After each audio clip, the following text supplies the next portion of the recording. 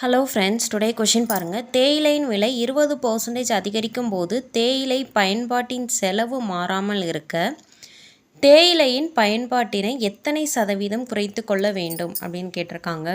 அதாவது நம்ம 1 கேஜி தேயிலை யூஸ் பண்ணுறோன்னு வச்சுக்கோங்க. அந்த 1 கேஜி தேயிலையோட விலை 100. ஆனால் அது 20% இன்க்ரீஸ் ஆகும் போதில் 120 ரூபா நமக்கு வந்துடும். இப்போ நம்ம என்ன செய்கிறோம், 120 ரூபா கொடுக்கறதுக்கு நம்மக்கிட்ட காசு இல்லை. இப்போ நம்ம என்ன செய்கிறோம், தேயிலையின் அளவை குறைக்கணும். அதான் எவ்வளவுன்னு கேட்டிருக்காங்க. அதனால் ஃபஸ்ட்டு 1 கேஜி தேயிலையின் விலையை 100 ரூபா அப்படின்னு நம்ம எடுத்துக்கிறோம்.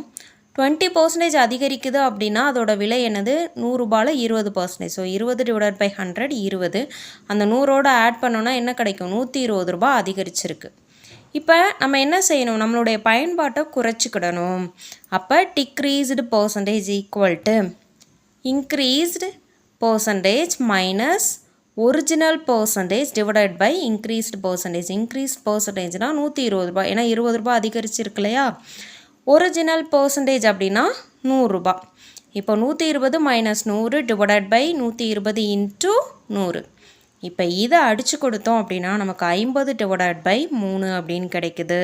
ஃபர்தராக நமக்கு ஆப்ஷன்ஸ்லாம் கலப்பின பின்னமாக தான் கொடுத்துருக்காங்க. அப்போ என்ன பண்ணுறோம், இதை டிவைட் பண்ணுறோம். அப்போ 50 3ஆல் டிவைட் பண்ணோன்னா ஈவு 16 கிடைக்குது, மீதி 2 கிடைக்குது. இது எப்படி எழுதலாம், 16இல் 2/3% அப்படின்னு எழுதலாம். ஸோ நமக்கு ஆப்ஷன் பி தான் கரெக்டான ஆன்சர். தேங்க்யூ.